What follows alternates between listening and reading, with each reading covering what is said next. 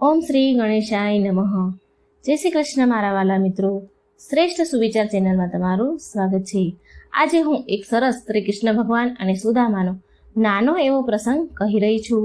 આ પ્રસંગ ખૂબ સરસ છે, ખૂબ મજા આવે એવો છે, માટે તમે ધ્યાનથી અને પૂરો સાંભળજો. અને આ પ્રસંગનું નામ છે ભગવાનની અકળ કળા.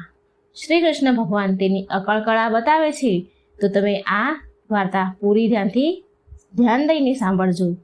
તો મિત્રો, હું ચાલુ કરું આ નાની એવો પ્રસંગ ભગવાનનો. એક વખત શ્રી કૃષ્ણ ભગવાન સુદામાના ઘરે મહેમાન ગતિ કરવા જાય છે. પછી સુદામાજીની ઘર પત્ની રસોઈ બનાવી રહ્યા હોય છે. ત્યારે સુદામાજી તેને પૂછે છે, તેમની પત્નીને કહે છે કે રસોઈની કેટલી વાર છે, અમે નાહીને પછી આવીએ છીએ અને પછી જમીશું. એટલે તેની ઘરવાળીએ કહ્યું કે 5 શેર લોટની રોટલી બાકી છે અને 5 શેર લોટની રોટલી થઈ ગઈ છે.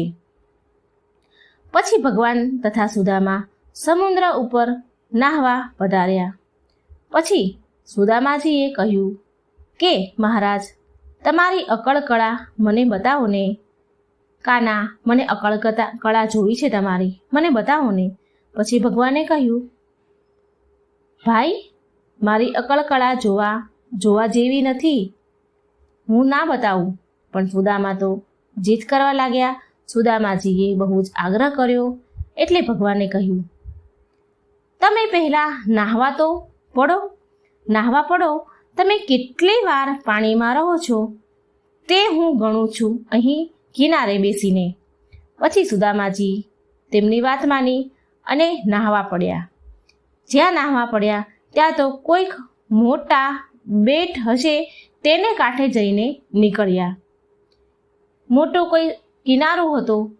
બેટ એટલે સમુદ્રનો જે કિનારો હોય ત્યાં જઈને છેક તે નીકળ્યા. એટલે સુદામાજીએ ત્યાં કોઈ એક ભાઈ ઊભા હતા.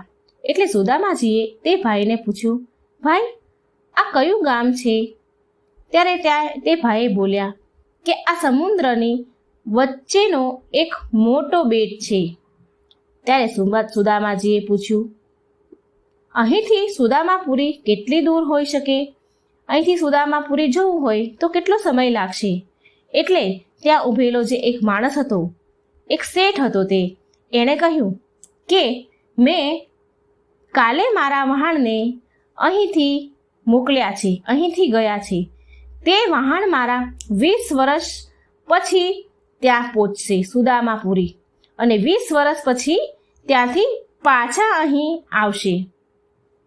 એટલી સુદામાપુરી દૂર છે કે અહીંથી કાલે નીકળ્યા છે એટલે 20 વર્ષ પછી સુદામાપુરી પહોંચશે અને 20 વર્ષ પછી પાછા અહીં આવશે. સુદામાજી વિચારવા લાગ્યા. કહે છે, મને 40 વર્ષ થયા છે અને હજુ 40 વર્ષ તે વહાણ પાછા આવશે, માટે હવે તો અહીં જ રહું. અહીં પછી એક શેઠ સુદામાજીને પોતાને ત્યાં રાખી લે છે. એક શેઠ સુદામાજીને રાખીને પોતાની દીકરી તેની સાથે પરણાવે છે. અને તેમને સુદામાજીને 5-7 છોકરા થાય છે. પછી તે શહેરમાં એવો રિવાજ હતો, જે પહેલી સ્ત્રી મરે તો પુરુષને સાથે બાળે, અને જો પુરુષ પહેલા મરે તો તેની સ્ત્રીને તેની સાથે બાળી મૂકે. આવો રિવાજ હવે તે ગામમાં હતો. એમ કરતાં કરતાં કોઈક સ્ત્રી મરી ગઈ ગામમાં, અને અગ્નિ સંસ્કાર કરવા સૌ તૈયાર થયા. સૌ લોકો સ્મશાન ગયા હતા. તેની સાથે સુદામાજી પણ સાથે ગયા. પછી જ્યારે તેની ચિતા ખડકાઈ ત્યારે તેના પુરુષને તે સ્ત્રી સાથે ચિતામાં ભેળો મૂકી દીધો, ખડક્યો જોડે, અને તેને બાળવામાં આવ્યો.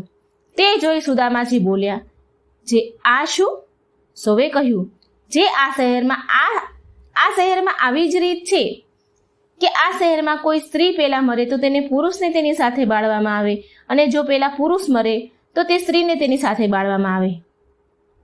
હવે આમ કરતાં ઘણી સમય ગયો, કેટલીક મુદતો ગઈ. તો એક વખત સુદામાજીની ઘરવાળી મરી ગઈ. પછી સુદામાજીએ જાણ્યું, જે થયું એ બહુ ભૂંડું થયું. મને પણ આની ભેળો બાળી મૂકશે? મારી પત્ની મરી ગઈ છે, આ ગામમાં એવો રિવાજ છે, તો મને શું આની જોડે બાળી મૂકશે? એટલે સુદામાજી એક કોઠીમાં સંતાઈ ગયા પછી તેને બધા ખોળવા લાગ્યા. ગામના બધા એ સુદામાજીને શોધવા લાગ્યા અને પછી તે મળી ગયા તો તેને કોઠીમાંથી બહાર કાઢ્યા અને તેની બાઈ સાથે સ્મશાનમાં લઈ ગયા.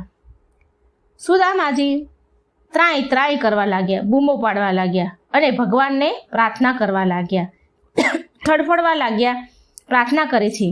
પછી સુદામાજી બોલ્યા, કહે છે કે પહેલાં હું નદીમાં નાહીને આવું, પછી જ હું અહીં બાળવા તૈયાર થઈશ. હું નાહી આવું પછી પાછો આવું છું. પછી સુદામા નદીમાં નાહવા માટે ગયા. જ્યાં નદીમાં નાહવા પડ્યા ત્યાં તો સુદામાજી સુદામાપુરીને પાદર નીકળ્યા અને ભગવાન સમુદ્રને કાંઠે બેઠેલા તેને જોયા. પછી ભગવાને તાળી પાડીને કહ્યું, તમે તો 1, 2 અને 3.5 આટલું જ પાણીમાં રહ્યા? ભગવાન કહે છે, સુદામાજી તમે તો પાણીમાં કંઈ રહ્યા જ નહીં ને? પછી સુદામાજી હસીને બોલ્યા. સુદામાજીએ કહ્યું, મહારાજ એ કાના, તારી અકળ કળા કોઈને બતાવીશ નહીં. મને ભલે બતાવી, પણ આજ પછી તારી અકળ કળા કોઈને બતાવીશ નહીં. એમ કહીને પછી બંને જણા ઘરે ગયા. ઘરે આવ્યા અને ઘરે આવીને તેની પત્નીને પૂછ્યું કે રસોઈની હવે કેટલી વાર છે? એટલે સુદામાજીની પત્ની બોલી, તમે હજી તો હમણાં તો ગયા. તમે ગયા ના પછી થોડા રોટલી મેં કરી હતી અને હવે થોડા રોટલી બાકી રહી છે. આવું સાંભળીને સુદામા ચોંકી ગયા, કારણ કે સુદામા તો કેટલું બધું જીવન પેલા સમુદ્રના બેટ પાસે જીવીને આવ્યા અને જેવા તે બહાર નીકળ્યા તો અહીં તો હજી એમની પત્નીની રીતો રોટલી પણ પૂરી ન થઈ હતી. તો જુઓ મિત્રો, આ હતી શ્રી કૃષ્ણ ભગવાનની અકળ કળા. ભગવાનની અકળ કળા કોઈ જાણી શકતું નથી.